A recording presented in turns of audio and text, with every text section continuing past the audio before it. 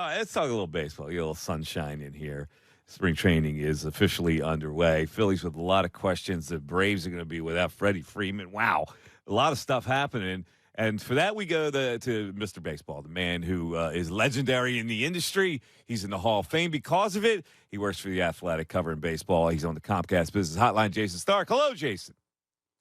Hey, Mike. How are you, man? I'm doing good. Obviously, you're in Florida, and I was wondering, like, what your itinerary was when this was in limbo. Because usually you get down there and wait, and you're ready to go. Did you have to cram here? I've been in Florida since March 1st, attempting to work. I had a whole game plan of stuff I was going to do if the lockout didn't get settled. It was a good plan, Mike. It was hard to execute the plan. All right. Well, you're down there now, and everything is good, and we're fast forwarding to the season, and we don't have to talk about the strike anymore, the issues. Yeah. So you were with the Phillies yesterday. You were with the Braves today. Let's first start with the Phillies and the signings that they did make in their bullpen. Spent a few dollars. And I just wonder if it's money spent wisely, because it just seems like they spin a wheel and try stuff, and they always put money out there to try stuff. Well, look, we've been watching this bullpen now for several years, and we've seen how these things tend to go, but they don't always go that way. So, I've seen Brad Hand at his best, and at his best, nobody hits that guy. I saw Corey Knebel with the Dodgers last October. He was great. When he's that guy, nobody hits him. I've seen Yuri's Familia when he's great. There's high upside in all three of those guys, but I can't look at anybody, not a single arm in their bullpen, and say there is certainty there. There's predictability there. So good luck. I just know that, I've often laughed about this with GMs, that sometimes you're better off signing all the guys that had crummy years the year before because there's so much volatility in bullpens that they all bounce back the next year. Yeah, I got to be honest with you. Hand at this stage of his career and Familia is scared to death out of me. They're just scary. Familia. Yeah, Familia. I mean, he's going to give people nightmares. I think I can see Familia assuming the Hector Neris role in this bullpen in more ways than one. In that he's that guy who comes in the sixth inning when you're down 3 and strikes out the side, and when you're up 1, he scares the heck out of everybody in the seats. No, that's perfect. That's perfect. So let's look at the team as a whole, because they're still dangling the left field situation. They made a very unpopular move, I think, and surprising move by bringing Odubel Herrera back and then planting some kind of platoon with Veerling. So let's start with that. What did you think of the Odubel signing? I know it's cheap, but I think it's needless. Not a fan of that. Not at all. And it's a function of the one guy on the free agent market was a really good center fielder with Starlin Marte. And once he signed, they just didn't like any of the free agent options. They talked to the Rays about Kevin Kiermaier, backed out of that. I personally think that's a mistake, but that's what they decided. They talked to the A's about all kinds of deals. Ramon Laureano, Matt Chapman, bullpen, all of those guys, the Phillies match up with them. They don't want to pay the prospect price for Ramon Laureano, who's suspended for the first month. So they looked over their options and thought, we can get by with this platoon of Matt Veerling and Odubel Herrera. And I like a little of what I've seen of Matt Veerling. Completely uncharted territory, how good he'll be over a full season. And we've seen Odubel. Why? What do they not? What do they not see? That's the thing. These are baseball expert people. He doesn't know how to play, in my view. Winning is about guys who play with focus and energy every day. Does that describe Odubel? No, it's the exact opposite. That's what I'm saying. Well, what are they seeing? They're actually hoping at this point that Matt Veerling can play at least 100 games out there, and they can get by with Odubel as little as possible. And then that kid Johan Rojas takes a big step and becomes part of the picture at some point. You can't trust it, and it's really it's really disappointing to anybody who thought they're going to have a big, impactful offseason, because what's the big, impactful, difference-making move? I have to think it's the one coming up in left field. Don't you? So where are we with that? All right. Well, the two guys that they like the best, I think without any question, are Kyle Schwarber and Chris Bryant.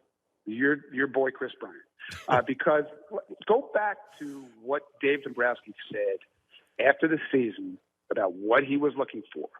He's looking for guys who have won, guys who can make an impact on the room, and guys who can make a difference, hopefully in the middle of the order, but in Schwarber's case, probably at the top of the order.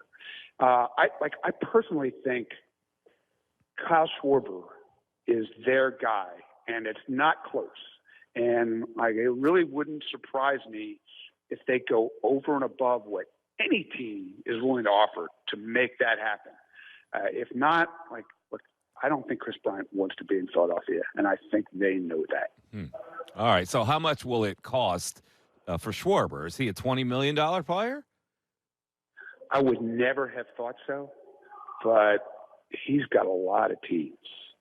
And, I would guess they'll overpay in years rather than dollars per year. But, if it started approaching that territory, nothing would shock me. They need to make a big move, because look what the Mets are doing. Look what the Braves did today. There's a lot of pressure on a win-now nucleus without a lot of system help and not enough depth to make a big difference-making move. This has to be the move. It's got to be Schwarber, Bryant, Nick Castellanos, somebody like that. All right, let's talk about just two quick positions here. One is the shortstop, where I'm reading that they have told him that he may play other positions if Stott becomes a shortstop. I don't know how likely that is that Stott's ready to be an everyday player. Well, what does that do with Didi and the contract? Is he going to be a utility infielder? I was there when Didi talked yesterday. I don't know what he was talking about. He couldn't explain it. And so Dave said at the end of last year that Didi is guaranteed nothing, that he did not earn the right to come into camp and think he's the shortstop. That's what they've told him, as far as I know. The other stuff, I'm not sure what they mean. They would love for Bryson Stott to win that job. Love it. If he doesn't win it in spring training, they would love for him to win it, be there by June 1st. They really don't want to commit to Didi unless he gives them some reason to think last year was just some aberration based on those weird health issues he was trying to describe yesterday. What do they do with the $15 million? My understanding is if he plays this spring like he played last year, and Dave decides we got to release this guy, they will eat that money. Oh. That's what I've heard whispered from people who have talked to their front office. But I don't know. Release him, and then suppose Bryson Stott isn't ready. I guess you can find somebody to play short for a while till Scott's ready, but then he has to be ready. Yeah. All right. The last thing, this Wheeler thing, and I'm getting this ugly feeling in my belly, and I relate it way back to Cole Hamels after that the big year where he didn't really pitch a lot in the offseason, and it looks as though Wheeler hasn't either with COVID or whatever. He hasn't thrown off a mound. Now he's sick. Is this a bad win coming our way for the ace? I would worry if I were you. I can't tell you how many camps I've been in over many springs not just Phillies camp, where they start saying, yeah, he hasn't thrown yet, but it's nothing to worry about. He felt something in his shoulder, but it's nothing to worry about. He's a little behind, but it's nothing to worry about. And then next thing you know, there's a lot to worry about.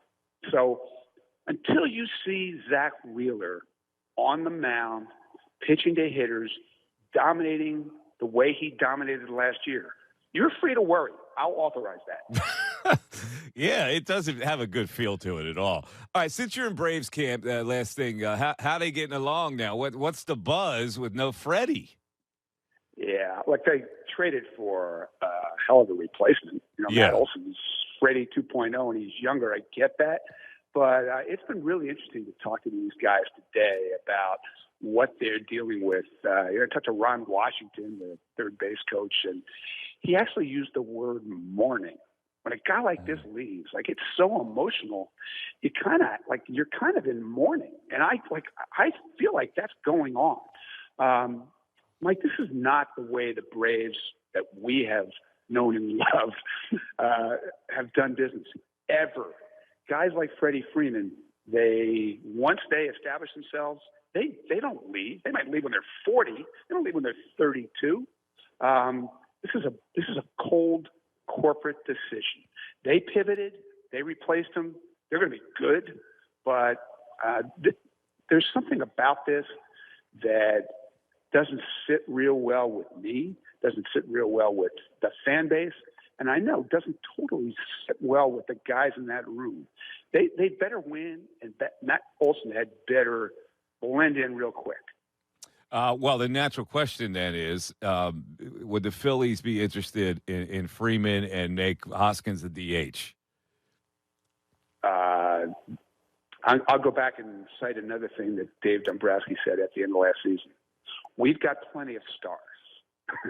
We don't need more stars. We need to fill in around those stars. And if Freddie was too expensive for the Atlanta Braves, he's too expensive for a team that needs way more other stuff, right? And I just don't see it. Haven't felt that vibe at all. If they're going to spend money, they're going to spend it in the outfield first and then see what's left. All right.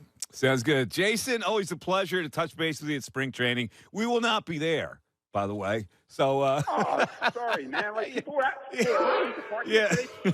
actually asking me, when's Missanelli? I'm sure they were.